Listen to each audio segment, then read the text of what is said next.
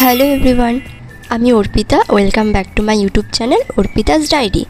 তো আজকে হচ্ছে ব্যাঙ্গালোরে আমাদের থার্ড ডে, আর আজকে আমরা যাচ্ছি এই ব্যাঙ্গালোরের আশেপাশে ঘুরতে। এখন আমরা ওয়েট করছি গাড়ির জন্য।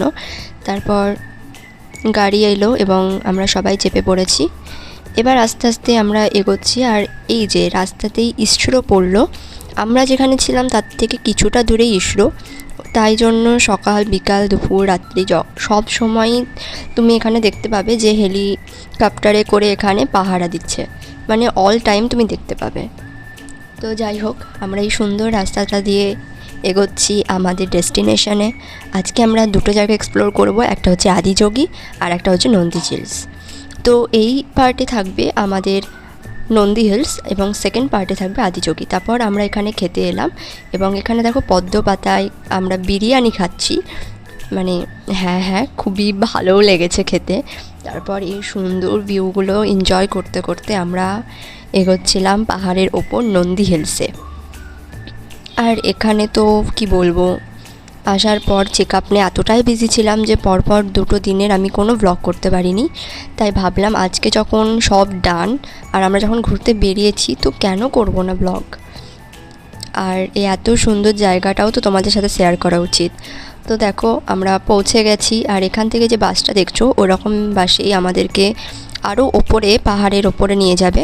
তো এখন বাসটা গেল, আবার আসবে, ব্যাক করবে, তখন আমরা যাব। ততক্ষণ আমরা এই নিচেই আশপাশটা ঘুরছিলাম এবং নিচটাও ভীষণ সুন্দর। এখানে টিপু সুলতান এখানে সামার ক্যাম্প করতো। আর আমরা এই যে বাস এলো এবং আমরা চেপে পড়েছি। আর এখান থেকে ট্রিপুস ড্রপ আছে, যেখান থেকে অপরাধীদের ফেলে দেওয়া হতো শাস্তি দেওয়ার জন্য, এই পাহাড়ের ওপর থেকে ফেলে দেওয়া হতো। তো তারপরে আমরা এখানে একটা টেম্পেলে এলাম, আর এই টেম্পেলটা আমি ঠিক জানি না যেটা কোন ঠাকুরের, কিন্তু এই জায়গাটা এতটা শান্ত আর এতটা ঠান্ডা, কি বলবো, মানে ভীষণই একটা শান্তির জায়গা। তারপর তো আমরা এই জায়গাটা ঘুরলাম। এই যে তোমরা দেখতে পাচ্ছ কি, তোটা আমি জানি না, এখানে তো ক্যামেরা বন্ধ ছিল, তাও আমি করে নিয়েছি। যাই হোক, তো তারপরে আমরা আরও আশপাশটা ঘুরলাম এবং এখানে একটা পুকুর আছে, এই পুকুরটার আমি ঠিক জানি না কি নাম বা কিছু। তো তারপরে চারিপাশ ঘুরে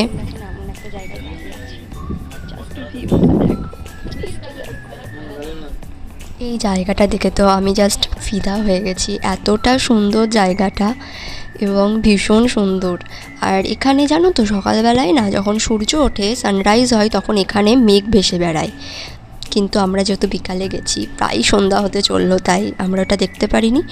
তো চলো, দেখা হচ্ছে পরের